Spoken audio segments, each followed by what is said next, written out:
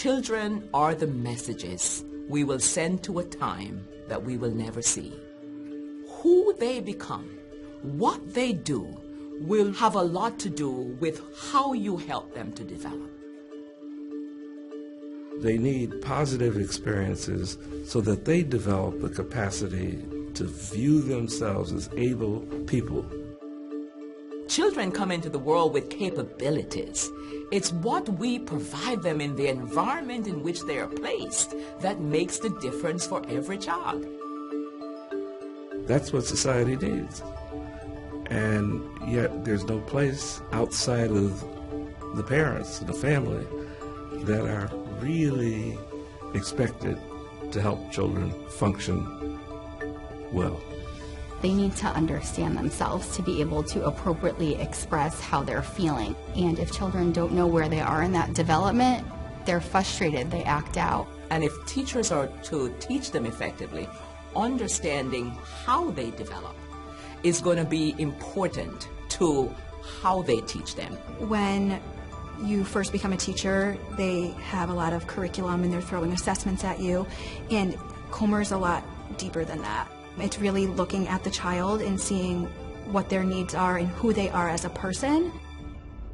I consider the school development program as a systems change model. To give every child an opportunity to be successful and to meet their own aspirations, and in that way be able to contribute and be able to help the country be a better place.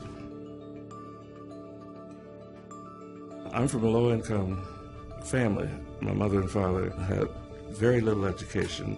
Because of the family conditions they created, enabled me and my brothers and sisters to obtain 13 college degrees. At the same time, my friends who were just as smart went on a downhill life course. And when I finished my medical internship, I encountered children who were just like my friends, who were going to go on a downhill course because the world was changing in the 60s, and I could see that they didn't have a chance. And then I thought, what gave us a chance, me and my brothers and sisters? It was that family experience and the education we were able to obtain because of it, and so I wanted to do the same thing for other children. We started out gaining the teachers' trust by helping them think differently and understand children differently. There's a saying that kids are less likely to do what you tell them to do. They're more likely to copy what you are doing yourself.